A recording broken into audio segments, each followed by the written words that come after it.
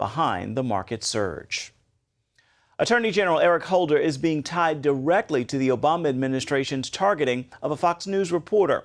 The Justice Department recently confirmed Holder personally signed off on a search warrant for the emails of Fox reporter James Rosen.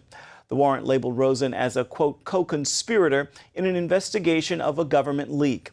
While some have called for Eric Holder to resign, President Obama has called for Holder to investigate the very scandal that he's involved in. From the Associated Press scandal to the targeting of Fox News, the news media are sounding the alarm about the White House's crackdown on press freedom. A former lawyer for the New York Times says President Obama is becoming worse than Nixon. And Dana Milbank of the Washington Post accuses the Obama administration of a flagrant assault on civil liberties. Joining us now with more is Tim Graham of the Media Research Center. Tim, the White House has enjoyed a cozy relationship with the press. Is it coming to an end? Well, at least right now it is. You know, I think that their record of prosecuting leaks has really caused some heartburn in the relationship. I'm not sure that it's going to affect the day-to-day coverage.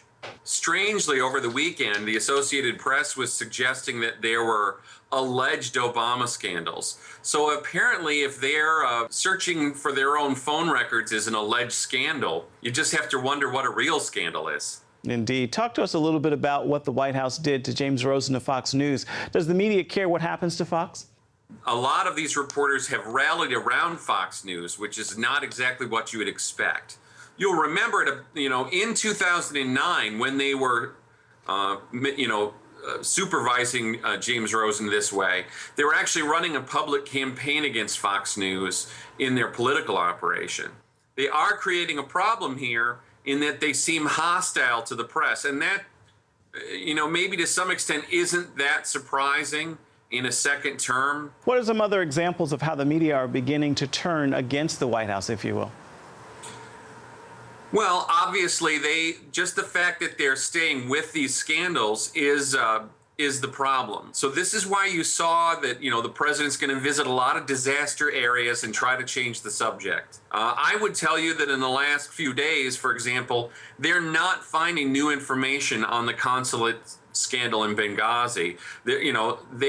So there's a danger at any time that they're going to suddenly decide, oh, we've got a more exciting story over here, and they're going to try not to do the Obama scandals.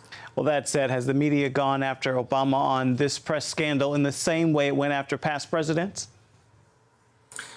Well, I would tell you that most of the really harsh commentary on this has been in the newspapers. You haven't seen as much of that on television, certainly not in the regular TV news coverage.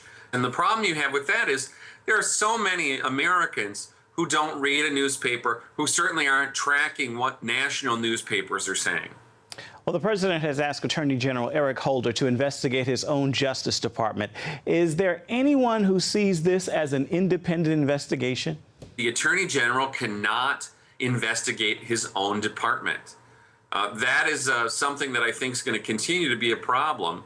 And especially, again, with Eric Holder, I think one of the things the press hasn't really underlined yet is the degree to which the Attorney General has a bad habit of lying to Congress or misleading Congress or failing to supply Congress with the information it's asking for. With that kind of a record, more than other attorneys general, this is not somebody who should be investigating his own department. All right. Tim Graham of the Media Research Center, thank you so much for your time. Sure.